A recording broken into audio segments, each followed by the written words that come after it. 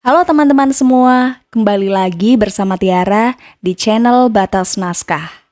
Semoga teman-teman Batas Naskah sehat selalu ya.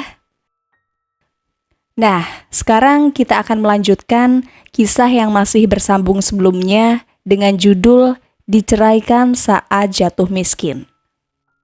Kalau teman-teman Batas Naskah belum nonton episode sebelumnya, Tiara sudah mencantumkan linknya di deskripsi video ini ya. Yuk, langsung aja simak ceritanya sampai selesai.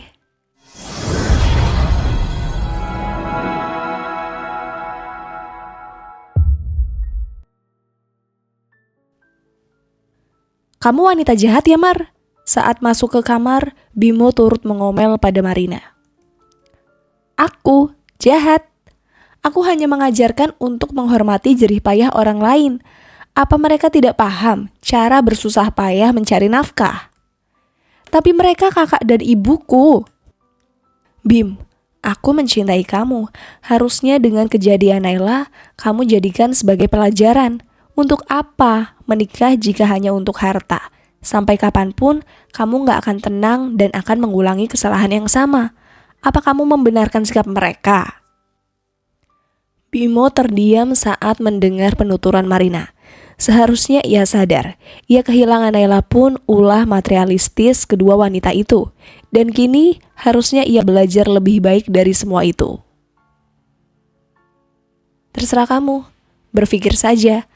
Kalau kamu mau bercerai, ya silakan. Marina mengambil tas dan meninggalkan Bimo yang termenung dengan semua ucapan sang istri. Mengingat semuanya membuat Bimo sadar jika dirinya hanya dimanfaatkan oleh keluarganya.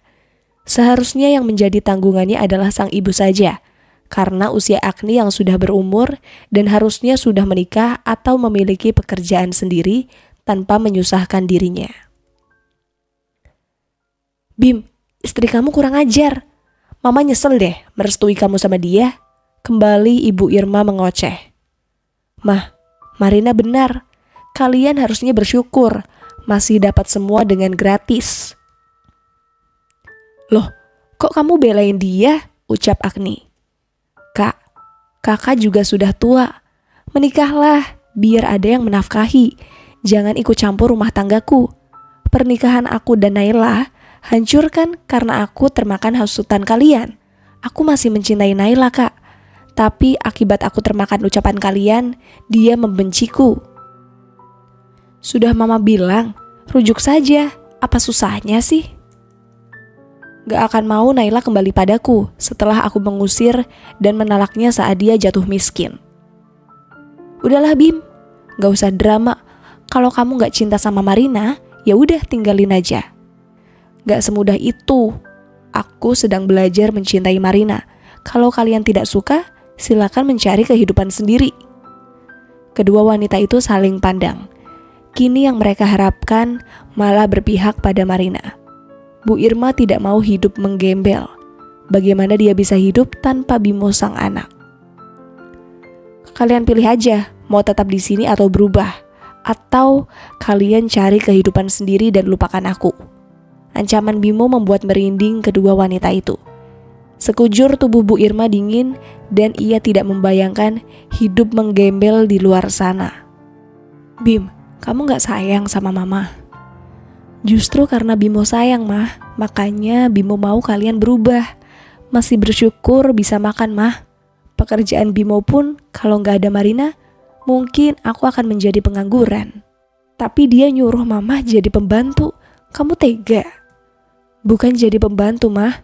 Tapi bantu-bantu beresin rumah. Sama aja, Bim. Agni masih keras kepala dengan pikirannya. Ia masih tidak terima dengan perkataan Marina.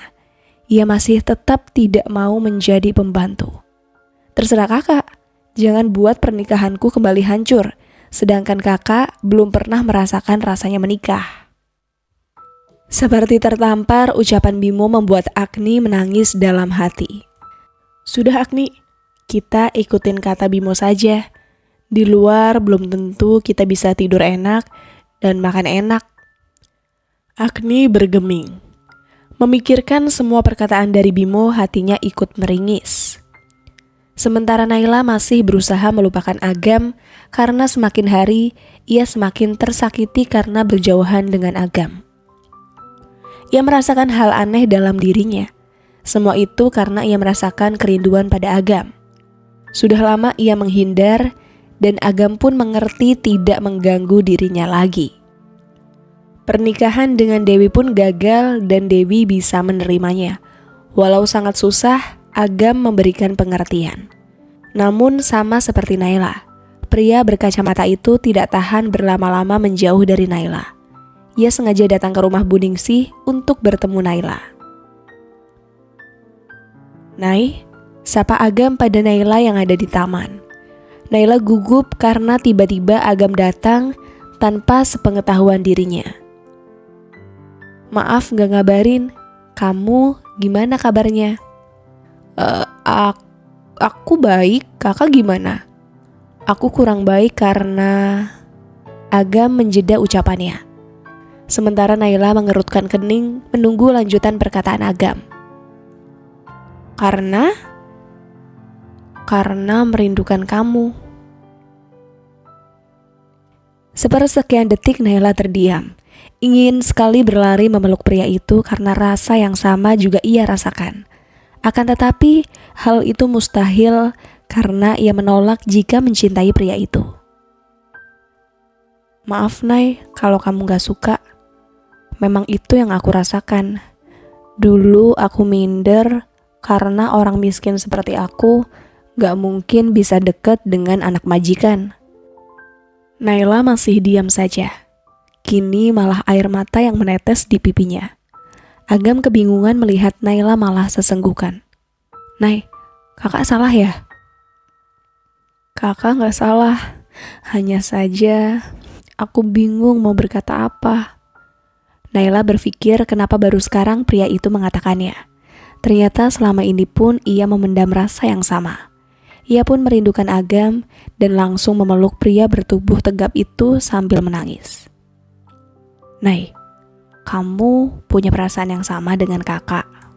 Naila yang masih dalam pelukan Agam pun hanya bisa mengangguk. "Kamu mau menikah dengan kakak?" Naila terdiam saat mendengar Agam melamarnya. Bahagia, itu yang dirasakannya.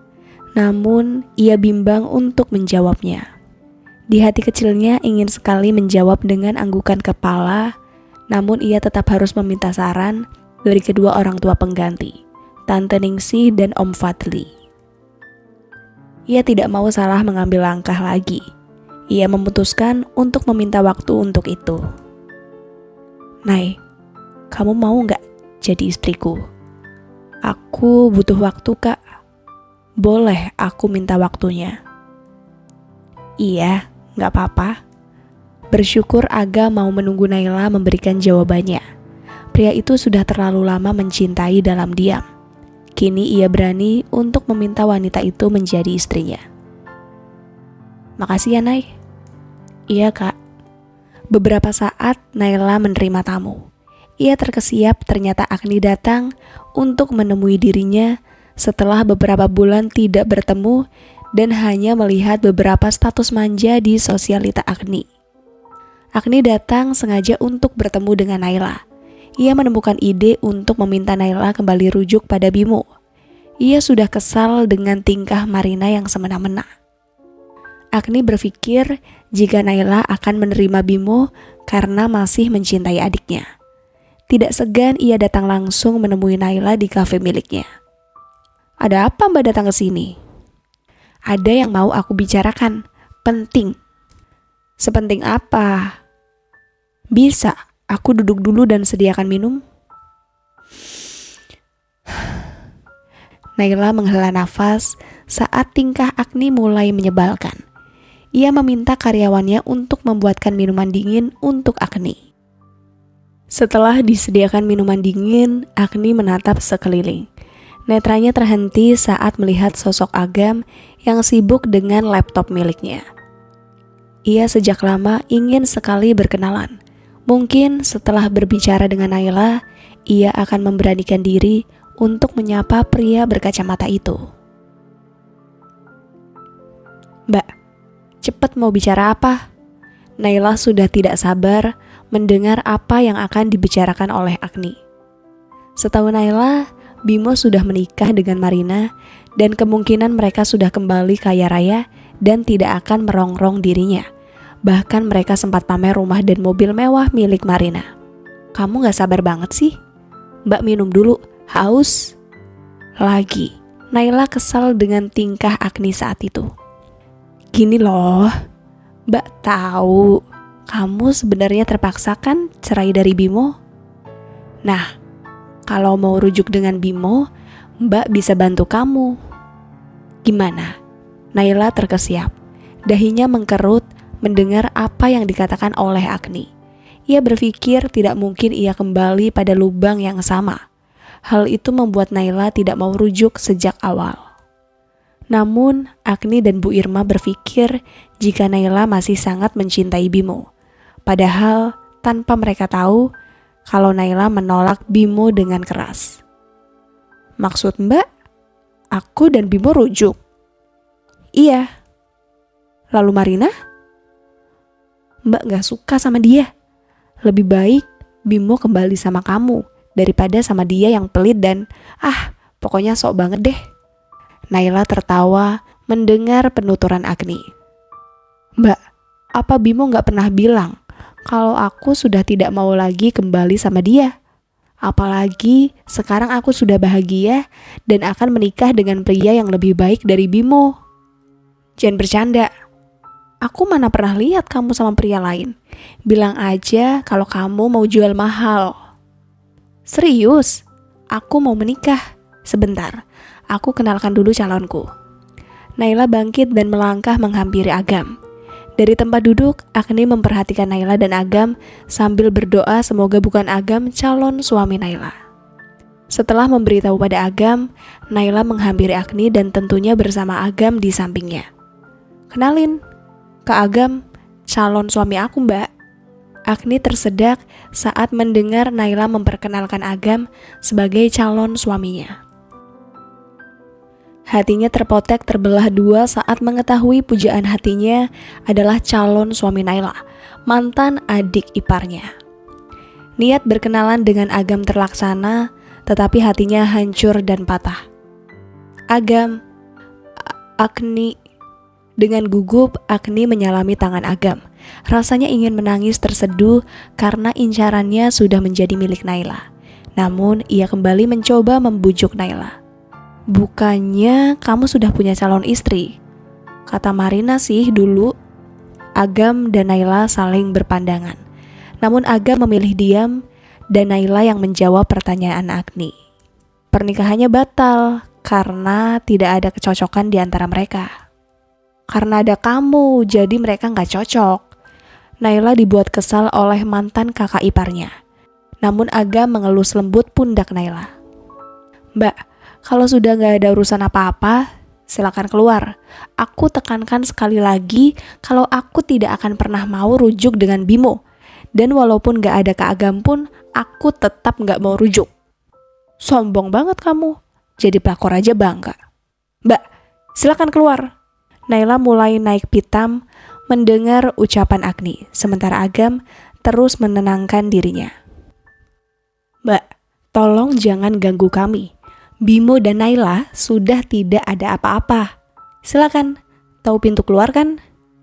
Agni mengambil tas di meja dan langsung pergi dengan wajah masam. Sia-sia ia datang ke kafe Naila. Bukan untung, malah buntung. Malah ia yang menerima sakit karena pria idamannya bersama dengan Naila. Minum dulu biar tenang, Nay, ucap Agam. Iya kak, maaf ya, aku ngaku-ngaku calon istri kakak. Loh, bukannya iya? Kan aku minta waktu. Agam tertawa renyah melihat wajah Naila yang memerah. Ia tidak tahan dengan tatapan pria di hadapannya. Hatinya berdebar sangat kencang dan membuat hatinya berdetak tidak karuan. Ada rasa yang tidak bisa diungkapkan olehnya. Dirinya tidak mengerti apa yang terjadi dengan rasa itu. Nay, jangan bengong. Iya. Agam pamit untuk kembali ke kantor. Beberapa hari ini, banyak pekerjaan yang menyita waktunya. Belum lagi berkas milik Pak Fadli yang sedang ia rapikan. Sepeninggalan Agam, Naila kembali tersenyum sendiri, memikirkan hal indah tentang mereka. Namun ia kembali kesal dengan kedatangan Agni tadi. Ingin sekali ia mencakar dan menjambaknya dengan kasar. Naila menghela nafas panjang dan menyender di sofa. Sungguh kebahagiaan kini menghampirinya. Sesampainya di rumah, Agni menyiram wajah dengan air dingin. Hawa panas begitu menyelimuti dirinya. "Agni, kamu dari mana saja?" tanya Bu Irma. "Dari kafe Naila." "Ngapain?" "Tadinya minta dia buat rujuk sama Bimo, Mah. Malah aku dibuat kesal. Dia mau menikah sama cowok incaranku. Kesel deh, Mah." "Aduh, jangan macem-macem deh kamu. Udah syukur kita di sini bisa hidup lumayan. Jangan cari masalah deh." "Mah, aku nggak rela jadi pembantu, Mah. Masak, cuci piring. Aduh, Mah, Agni nggak mau." Bu Irma sudah tidak mengerti dengan jalan pikiran Agni. Ia sudah lelah dengan semuanya. Perkataan Bimo ada benarnya. Jangan mencari gara-gara karena di luar sana belum tentu bisa menikmatinya. "Kamu pikir setelah semua penghinaan kita, Naila mau kembali? Sudah, jangan rusak rumah tangga adikmu. Belum tentu dia bisa dapat wanita kaya lagi." Agni terdiam mendengar nasihat sang ibu. Ia masih saja tidak terima hidup di rumah Marina dan harus mengerjakan beberapa pekerjaan rumah. "Kalau Mbak nggak mau mengerjakan semuanya, Mbak bisa kok keluar dari sini." Suara Marina terdengar menyeramkan bagi Bu Irma. Tiba-tiba saja wanita dengan blus merah itu datang dan melantangkan suaranya. Agni menatap ragu. Apa ia harus keluar atau tetap tinggal dan mengikuti apa yang diinginkan Marina? Aku mau kok kerja sama kamu." Akhirnya Agni memilih mengalah daripada ia harus tinggal di jalanan. Teringat susahnya mencari pekerjaan, apalagi mencari sesuap nasi di ibu kota. Marina melenggang masuk ke kamar, sementara Bu Irma kembali mengerjakan pekerjaan rumah. Ingin menjadi mertua yang hanya menyuruh, malah menjadi pembantu di rumah menantu. Wanita dengan daster hitam itu tidak bisa berkata apapun. Walau mengerjakan pekerjaan rumah, tapi Marina membebaskan uang makan mereka. Terserah mereka ingin makan apa, yang terpenting pekerjaan rumah beres. Bu Irma merentangkan kaki di sofa. Ia lelah melakukan pekerjaan di rumah besar itu dan tanpa diduga Bimo datang memijit kakinya yang lelah. "Maafkan Bimo ya, Mah." Bu Irma terkesiap dan hanya bisa diam mendengar perkataan maaf Bimo. Seharusnya ia yang meminta maaf karena semua ulahnya membuat anak laki-lakinya harus menerima hal buruk. Namun ia enggan bicara dan malu untuk mengakui kesalahannya. Segala perbuatan akan ada hukum karmanya dan ia sadar ini adalah balasan setimpal dari apa yang mereka lakukan pada Naila. Sementara Agni belum bisa menerima perlakuan Marina. Walau diam, ia masih saja menggerutu. Hidupnya seperti di neraka dan seperti pembantu. Bahkan ia tidak sudi tangan halusnya harus membersihkan beberapa piring kotor. Ia menghela nafas kasar dan membanting tubuh di kasur. Naila sudah menceritakan semua pada om dan tantenya tentang lamaran Agam. Mereka berdua sangat setuju dan senang mendengar kabar itu. Akhirnya, Naila menemukan pria yang benar-benar bisa menjaga dirinya. Pak Fadli pun tenang jika yang menjadi suami Naila adalah Agam. Ia percaya penuh pada pria yang sangat ia kenal itu. "Jadi, kapan rencananya?" tanya Om Fadli. "Belum dibicarakan lagi, Om." Naila pamit kembali ke kamar. Ia merebahkan tubuh di kasur. Ia berharap itu bukan sebuah mimpi yang saat ia terbangun akan menghilang begitu saja. Namun sebuah pesan masuk Agam membuatnya sadar ini adalah nyata. "Iya Kak," ucap Naila. "Kamu belum tidur?" Suara bass dari ujung telepon membuat Naila senyum-senyum sendiri. Belum, kakak juga belum, kenapa? Aku gak bisa tidur, soalnya nunggu jawaban kamu. Nay, apa jawaban kamu? Desak Agam. Suaranya jelas sekali dari ujung telepon. Naila kembali tersenyum saat kedua kalinya Agam menanyakan jawaban. Yakin mau tahu? Naila sedikit menggoda Agam. Yakin? Iya, aku mau kak. Panggilan telepon berubah menjadi sambungan video call. Tidak percaya dengan apa yang didengarnya, Agam meminta Naila kembali bicara.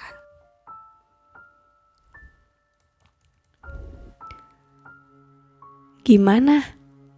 Iya, aku mau. Spontan, Agam berteriak di depan Naila. Naila senang melihat Agam yang kegirangan. Ia pun bahagia akhirnya bisa bersama dengan pria itu. Tidak lama Agam menutup saluran telepon. Naila kembali tersenyum dengan riang. Akhirnya belahan jiwa yang hilang kini telah kembali. Kebahagiaan kini berpihak padanya setelah perceraian yang membawa luka. Semua terasa begitu cepat berlalu. 2 bulan sudah mereka mempersiapkan acara pernikahan. Kini Naila cantik dengan balutan baju pengantin dan Agam menunggu gugup di depan penghulu. Akhirnya mereka bersanding di pelaminan. Naila dengan cantik duduk di samping Agam yang melafalkan ijab qabul. Semua merasa bahagia dengan pernikahan mereka, terutama keluarga Naila yang memang sangat merestui pernikahan Agam dan Naila. Agam begitu tegang sampai harus mengulang ijab qabul. Gam, tenang, jangan gugup. Iya, tapi gimana ini? Gugup sekali om. Pak Fadli selaku wali Naila mencoba menenangkan calon pengantin pria. Beberapa menit kemudian akhirnya terdengar kalimat sah. Semua orang mengucapkan alhamdulillah atas pernikahan mereka. Naila mengusap wajah bersyukur acara itu berjalan dengan lancar. Acara sungkeman membuat linangan air mata Naila tidak henti terkuras saat mengingat kedua orang tua yang telah meninggal dan kini ia harus memeluk Bu Ningsih sebagai ibu pengganti. Hati Naila terenyuh oleh kebaikan sang paman. Sempat ia berpikir jahat tentang pengambil alihan harta milik keluarganya. Namun kini Pak Fadli adalah malaikat bagi Naila. Jika tidak ada dirinya, mungkin harta milik Naila akan habis begitu saja. Marina sengaja mengajak Bimo dan keluarganya untuk menghadiri pesta pernikahan Naila. Awalnya Bimo menolak, tetapi ia akhirnya menuruti permintaan sang istri. Dengan berat hati, Bimo menyalami Naila di pelaminan. Selamat Nay. Dengan suara parau, Bimo menyelamati kedua mempelai. Makasih. Marina tersenyum pada Naila serta mengucapkan selamat untuk keduanya. Marina pun tidak menaruh kebencian pada Naila karena sudah memiliki suami baru dan Bimo pun sudah menikah dengannya. Untung saja tidak ada anak yang mengharuskan mereka bersama.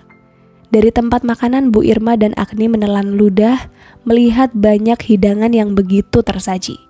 Mereka enggan menyalami pengantin dan lebih memilih menikmati hidangan saja. Terutama Agni yang merasakan panas hati melihat Agam menikah dengan Naila. Dalam hati, ia tidak akan mau memberikan selamat. Jika tidak dipaksa Bimo datang, ia pun tidak mau datang ke pesta itu. Namun, ia teringat dahulu saat ia meminta untuk Marina mengenalkan Agam, tapi adik iparnya enggan memperkenalkan mereka. Kamu makanlah banget, ucap Bu Irma.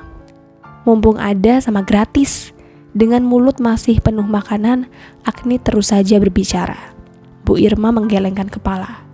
Ia heran melihat sang anak yang tidak begitu jelek menurutnya, tetapi belum juga menemukan belahan jiwa. Bukannya kamu pernah bercerita tentang Bayu? Kenapa? Itu, dia datang sama siapa? Wajah Agni memerah, melihat dengan mesra Niken istri Bayu menggandeng sang suami. Ia segera memalingkan wajah, malu bertemu dengan mereka semua. Harga dirinya seperti telah hilang bersama tudingan pelakor yang disematkan oleh Niken kala itu. Kok ngumpet? Mah, jangan rese. Aku males ketemu Bayu sama istrinya. Oh, istrinya. Bu Irma diam kemudian saat mendengar penjelasan sang anak.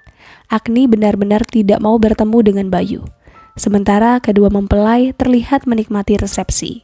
Apalagi Agam yang sangat menunggu hari bahagia itu. Akhirnya, cinta mereka bersatu dalam janji suci. Tamat. Terima kasih teman-teman Batas Naskah. Mohon maaf jika Tiara ada salah kata. Semoga teman-teman semua bisa terhibur dengan cerita yang Tiara bawakan ya. Sampai ketemu lagi di cerita berikutnya. Sekian dan terima kasih.